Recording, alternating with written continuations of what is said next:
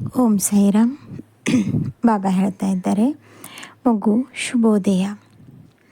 ನೋಡು, ಒಂದು ಮಾತನ್ನು ಹೇಳುತ್ತೇನೆ, ನಿನ್ನ ಮನಸ್ಸಿನಲ್ಲೇ ಬಂದದ್ದು. ತಂದೆ ತಾಯಿ ಇದ್ದಂಥ ಮಕ್ಕಳೇ ದಾರಿ ತಪ್ಪುವಾಗ, ತಂದೆ ತಾಯಿ ಇಲ್ಲದಂಥ ಮಕ್ಕಳು ತಪ್ಪೋದಿಲ್ಲ ನಿಜ. ಅವ್ರು ಬೆಳೆದು ಬಂದ ವಾತಾವರಣ, ಅವ್ರ ಗಾರ್ಡನ್ ಯಾರಿದ್ದಾರೋ ಅವರು ಸಾಕುತ್ತಾರೆ. ಆದರೆ ಎಲ್ಲೋ ಒಂದು ಕಡೆ ಯಾವುದೋ ಒಂದು ತಪ್ಪು ಮಾಡಿದ್ದಾರೆ ಎಂದ ಮಾತ್ರಕ್ಕೆ ಅವರನ್ನು ಕೈ ಬಿಡುವಂಥ ಮಾತು ನಿನ್ನ ಮನಸ್ಸಿನಲ್ಲಿ ಬರಬಾರದು ಕಂದ. ಇದನ್ನು ನಿನ್ನ ಮಕ್ಕಳು ಈಗಾಗಲೇ ನಿನಗೆ ತಿಳಿಸಿ ಹೇಳಿದ್ದಾರೆ. ಅಮ್ಮ, ಇದನ್ನು ನೀನು ಮಾಡೋದು ತಪ್ಪು, ಯಾಕೆಂದರೆ ತಿಳಿಸಿ ಹೇಳಲು ಅವರಿಗೆ ಪೇರೆಂಟ್ಸ್ ಇಲ್ಲ. ಅದರ ಬದಲಾಗಿ ಅದಕ್ಕೆ ಪರಿಹಾರ ಏನು ಬೇಕು ಅದನ್ನು ಮಾಡು ಅಂತ ಹೇಳ್ತಾ ಇದ್ದಾರೆ, ಹೌದಲ್ವಾ? ಹಾಗಾಗಿ ಅದರ ಬಗ್ಗೆ ಯೋಚನೆ ಮಾಡು. ಒಂದೇ ಒಂದು ಸೆಕೆಂಡ್ ಆದರೂ ನಿನ್ನ ಮನಸ್ಸಿನಲ್ಲಿ ನಕಾರಾತ್ಮಕತೆಗಳನ್ನು ಬರಬಾರದು ಕಂದ. ಅರ್ಥ ಆಯ್ತಲ್ಲ ನಾ ಏನು ಹೇಳ್ತಾ ಇದ್ದೇನೆ ಅಂತ? ಯಾಕೆಂದರೆ ಇದರಿಂದ ಮುಂದೆ ತೊಂದರೆ ಆಗಬಹುದು. ಅದು ಆಗೋದಿಲ್ಲ. ನಾನಿದ್ದೇನೆ, ನಿನಗೆ ಸರಿಯಾದ ಸಮಯದಲ್ಲಿ ಸರಿಯಾದ ಮಾರ್ಗದರ್ಶನ ಮಾಡಲೆಂದೇ ಬಂದಿದ್ದೇನೆ. ಮತ್ತೊಂದು ಮಾತು, ಈ ತಿಂಗಳ ಕೊನೆಗೆ ಒಂದು ದೊಡ್ಡ ಜವಾಬ್ದಾರಿ ನಿನಗಾಗಿ ಬರ್ತಾ ಇದೆ. ನೋಡು ಕಂದ, ಮನೆಯಲ್ಲಿ ಯಾರು ಜವಾಬ್ದಾರಿ ತಗೊಳ್ಳೋದಿಲ್ವೋ ಅವ್ರಿಗೆ ಯಾವ ಜವಾಬ್ದಾರಿಯೂ ಬರೋದಿಲ್ಲ. ಯಾಕೆಂದರೆ ಅವರಿಗೆ ಶಕ್ತಿ ಇರೋದಿಲ್ಲ ಅನ್ನೋದಕ್ಕಿಂತನೂ ಅವರು ಅದನ್ನು ಮಾಡಿ ರೂಢಿ ಇರೋದಿಲ್ಲ. ಆದರೆ ನೀನು ಜವಾಬ್ದಾರಿಯನ್ನು ತಗೊಳ್ತಾ ಇದ್ದೀಯ ಅನ್ನೋ ಕಾರಣಕ್ಕಾಗಿ ಈ ವ್ಯಕ್ತಿಗೆ ಈ ಜವಾಬ್ದಾರಿ ಕೊಟ್ಟರೆ ಸರಾಗವಾಗಿ ಮುಂದೆ ನಡೆಸಿಕೊಂಡು ಹೋಗುತ್ತಾರೆ ಅನ್ನೋ ಮನೋಧೈರ್ಯದಿಂದ ನಿನಗೆ ಮತ್ತೊಂದಿಷ್ಟು ಜವಾಬ್ದಾರಿ ಬಂದೇ ಬರುತ್ತದೆ. ಅದನ್ನು ಒಪ್ಪಿಕೊ. ಅರ್ಥ ಆಯ್ತಲ್ಲ ನಾ ಏನು ಹೇಳ್ತಾ ಇದ್ದೇನೆ ಅಂತ? ಒಪ್ಪಿಕೋ ಕಂದ. ಒಪ್ಪಿಕೊಂಡಾಗ ಮಾತ್ರ ಮುಂದಿನ ಜೀವನ ಸಾಕಾರವಾಗಿ ನಡೆಯುತ್ತದೆ. ಚಿಂತೆ ಮಾಡಬೇಡ. ಅತ್ಯಂತ ಶೀಘ್ರದಲ್ಲೇ ಒಂದು ಯೋಜನೆ, ಅದ್ಭುತವಾದ ಯೋಜನೆ ನಡೆಯಲಿದೆ. ಆ ಯೋಜನೆಗೆ ನೀನೇ ಕಾರಣೀಭೂತಳಾಗುತ್ತೆಯ. ಚಿಂತೆ ಮಾಡಬೇಡ, ಸರಿನಾ? ಯೋಚನೆ ಮಾಡುತ್ತಾ ನಿನ್ನ ಆರೋಗ್ಯವನ್ನು ಹಾಳು ಮಾಡಿಕೊಳ್ಳಬೇಡ. ಇಂದು ದಂಪತಿಗಳಿಬ್ಬರು ಚೆನ್ನಾಗಿರುತ್ತೀರ. ಅಷ್ಟೇ ಅಲ್ಲ, ಮುಂದೆ ಬರುವಂಥ ನಿಮ್ಮ ಭವಿಷ್ಯದ ಬಗ್ಗೆ ಯೋಚನೆ ಮಾಡುವಂಥ ಸಮಯ ಬಂದಾಗಿದೆ.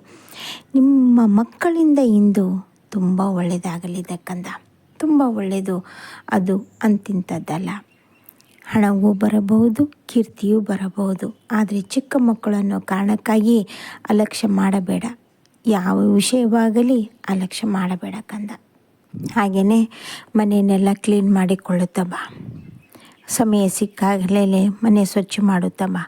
ನಾಗರಮಾವಾಸ್ಯೆ ಬರೋದ್ರೊಳಗೆ ಮಾಡಿಕೊಂಡ. ನಾಗರಮಾವಾಸ್ಯೆ ಬಂದಾದ ಮೇಲೆ ಧೂಳ ಜಾಡು ಹೊಡೆಯೋ ಹಾಗಿಲ್ಲ. ಹಾಗೆ ನಿನ್ನ ಮನೆಯಲ್ಲಿಂದು ನೀನೇ ಮಾಡಿದಂಥ ತಪ್ಪಿಗೆ ಪಶ್ಚಾತ್ತಾಪ ಪಡುವಂತಾಗುತ್ತದೆ. ಅದು ಆಗಬಾರದು. ಮುಂಚೆನೇ ನಾನು ನಿನಗೆ ಎಚ್ಚರಿಕೆ ಕೊಟ್ಟಿದ್ದೇನೆ. ಯಾವ ತಪ್ಪು ಮಾಡದೇನೆ ಸ್ವಲ್ಪ ಹುಷಾರಾಗಿ ಯಾವ ರೀತಿ ಮುಂದೆ ಹೋಗಬೇಕು, ಮುಂದೆ ಇಲ್ಲ ಅನ್ನೋದು ನಿನಗೆ ಅರಿವಾಗುತ್ತದೆ. ಅದನ್ನು ಅರಿವಿನಿಂದ ಮಾಡು. ಹಾಗೆಯೇ ಸೂಚನೆಗಳನ್ನು ಅರ್ಥ ಮಾಡಿಕೋ ಕಂದ. ಹೌದು, ನಾನು ನಿನಗೆ ಸೂಚನೆ ಕೊಡುತ್ತಾ ಬರುತ್ತೇನೆ. ಆ ಸೂಚನೆಗಳನ್ನು ಅರ್ಥ ಮಾಡಿಕೊಂಡು ನಡೆದುಕೋ. ಅಂದಾಗಲೇ ಮಾತ್ರ ಮುಂಬರುವ ಕಷ್ಟಗಳು ನಿನಗೆ ಬರದೇ ಇರಬಹುದು.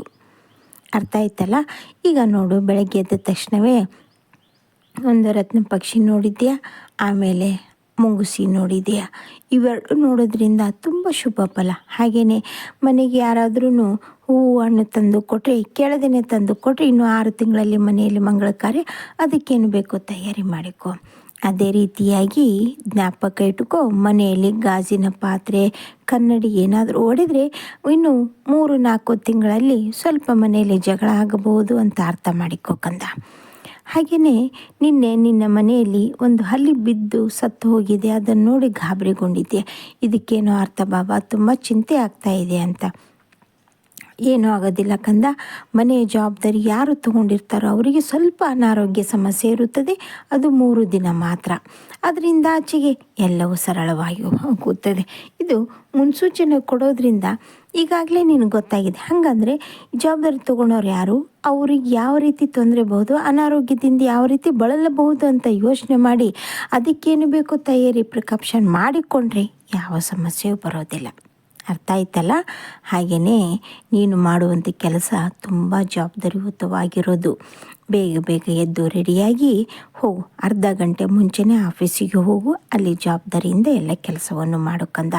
ಮನೆಯಿಂದ ಹೊರಡುವಾಗ ನನಗೆ ಪ್ರತಿ ಸಲ ಹೇಳ್ತಾನೆ ಇದ್ದೇನೆ, 6 ಹಸಿರು ಏಲಕ್ಕಿಯನ್ನು ಒಂದು ಪೇಪರಲ್ಲಿ ಮಡಚಿ ಹಾಕಿಕೊಂಡು ನಿನ್ನ ಹತ್ರ ಇಟ್ಟುಕೊಂಡು ಹೋಗು. ನೀನು ಮಾಡುವಂಥ ಎಲ್ಲ ಕೆಲಸವು ಯಶಸ್ವಿಯಾಗುತ್ತದೆ. ಹಾಗೆ ನನ್ನ ಊದಿಯನ್ನು ಹಣೆಗೆ ಹಚ್ಚೋದ್ರಿಂದ ಬಂದಂಥ ಜನರಿಂದ ಆಕರ್ಷಣೆಯಾಗುತ್ತದೆ. ಜೊತೆಗೆ ಮಾಡುವಂಥ ಕೆಲಸದಲ್ಲಿ ಅದ್ಭುತವಾದ ಯಶಸ್ಸು ನಿನಗಾಗಿ ಕಾಯ್ತಾ ಇದೆ ಕಂದ. ಮುಂಬರುವ ದಿನಗಳು ನೋಡುತ್ತಿದ್ದಂತೆ ನೀನು ಯಾರಿಗೋಸ್ಕರ ಈ ಸಾಧನೆ ಮಾಡಲೇಬೇಕು ಅಂತ ಹಠದಿಂದ ಮಾಡ್ತಾ ಇದ್ದೀಯೋ ಆ ಸಾಧನೆ ಖಂಡಿತವಾಗಲೂ ಸಾಧ್ಯ ಇದೆ. ಮಾಡಿ ತೋರಿಸು. ಇನ್ನು ಕೆಲವೇ ತಿಂಗಳಲ್ಲಿ, ಇನ್ನು 3 ತಿಂಗಳಲ್ಲಿ ನೀನು ಹಿಡಿದಂಥ ಕೆಲಸ ಆಗಲೇಬೇಕು. ಯಾವ ಕಾರಣಕ್ಕೂ ತಪ್ಪೋ ಹಾಗಿಲ್ಲ. ಇಂದು ಶುಭ ದಿನ.